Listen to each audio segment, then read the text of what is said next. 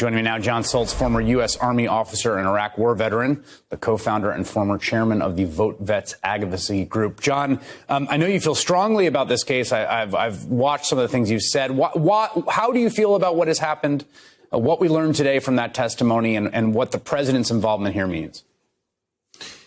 I think the first thing I took today from the testimony that came out of the New York Times, when you watch these veterans talk, you could feel the pain in their voices. And I think we could talk about a lot today. We talk about the ramifications of what this means for the United States and foreign countries. We could talk about the ramifications of what this means for our troops currently on the ground in combat. We could talk about what this means for future troops who, maybe have seen something wrong they should turn in.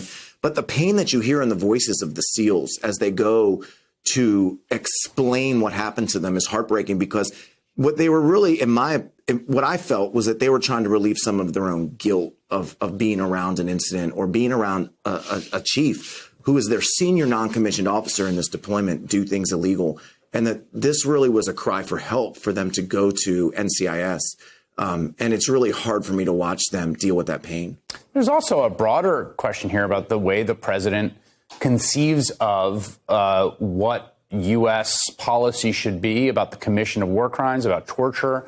He talked on the campaign about killing the family members of, quote, terrorists. He told that apocryphal story about a U.S. general dipping bullets in pig's blood. He seems to relish in the kinds of things that an entire structure has been erected within the U.S. Armed Forces over decades to prevent from happening. He's basically telling the Navy, I don't trust you to manage your own business. And we've never seen anything like this. We've never seen a scenario where the military chain of command, the military justice system, basically is checkmated by the commander in chief. So you can basically do anything wrong right now in any of their service branches.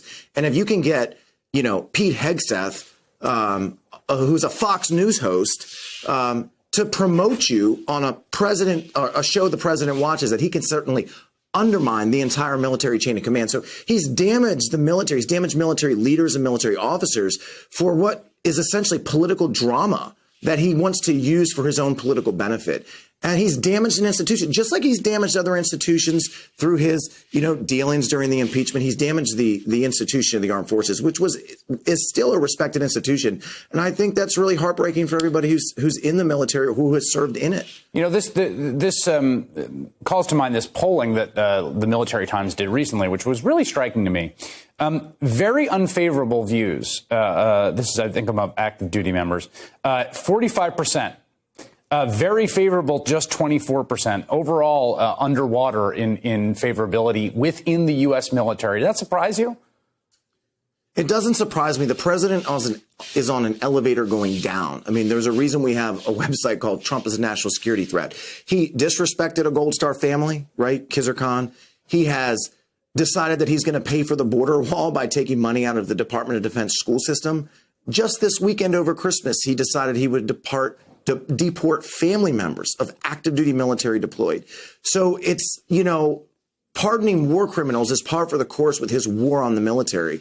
And so it doesn't surprise me that you see his poll numbers inside the military going from, where they were to down. And I will remind you, that's a Military Times poll. So that's a more conservative, reader base to start. So, this is a long-term sort of effect that he's had, because it's been thing after thing after thing that's taken us to the point where I think, for the first time we could see, the military voter and the veteran voter really turn against the Republican president. Last question for you has to do with the implications of what the president has done in this case and a few other cases, reaching in to the military justice system.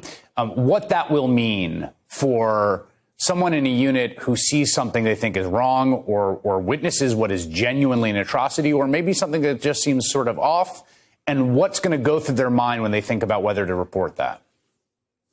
It's really hard what they did. The SEAL community is a very close-knit community. There was a case in Bamako, Mali in 2017 where a SEAL was involved with a murder of a Green Beret.